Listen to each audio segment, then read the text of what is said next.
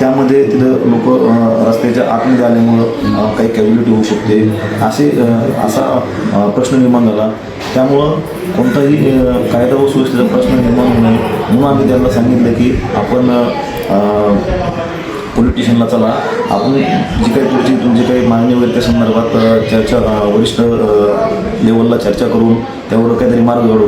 पण ते कोणतेही कोणतेही त्यांचं ऐकण्याच्या मनस्थितीत नव्हते.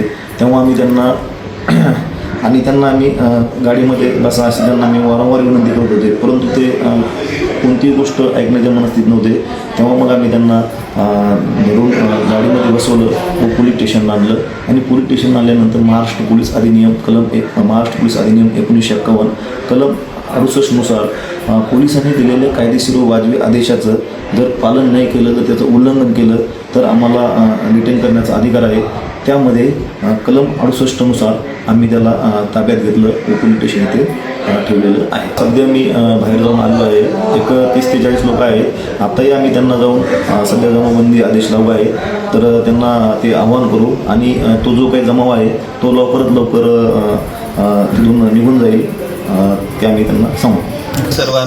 सर्वजण काळजीत असाल, मी सुखरूप आहे.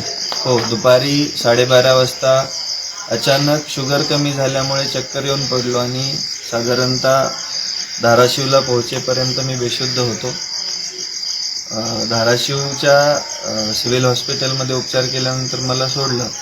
सकाळी माझ्यावरती प्रतिबंधात्मक कारवाई करण्यासाठी पोलीस ताब्यात घेऊन आले होते, तर आता मला ती प्रतिबंधात्मक कारवाई करून सोडून दिलं आहे.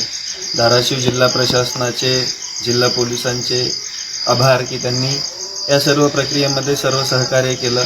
त्याच समवेत सिव्हिल हॉस्पिटलच्या कर्मचाऱ्यांनी पण खूप सहकार्य केलं.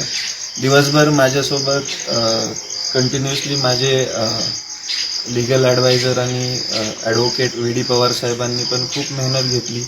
त्याच समवेत भूमचं बार काउन्सिल, त्याच समवेत माझ्यावरती प्रेम करणारी असंख्य महाराष्ट्रातील मंडळी. आमच्याकडे पंढरपूरच्या ताई आलेल्या होत्या 3, त्याच रात्रीच्या 10-11 वाजता पण इथं बसून आहेत. अशी असंख्य मंडळी आहे. माझे मित्र आहेत, माझे चुलते संदीपान साबळे साहेब, या सर्वांनी मेहनत घेतली आणि आत्तापर्यंत तुमच्या मनामध्ये संभ्रम असेल की मुळातच मी कायद्याचा पालक आहे, भारतीय संविधानानुसार चालणारा एक सर्वसामान्य नागरिक आहे. पोलिसांना कायम सहकार्य असेल आणि पोलीस पण आपल्याला कायमस्वरूपी सहकार्य करत आहे. कारण की मुळातच या भारतामध्ये किंवा आपल्या या सगळ्या गोष्टींमध्ये सर्वांना सोबत घेऊन चालायची एक पद्धत आहे. त्या पद्धतीमध्येच पोलिसांनी पण सहकार्य केलं. आता मला प्रतिबंधात्मक कारवाई करून सोडून दिलं. मी घरी जातोय.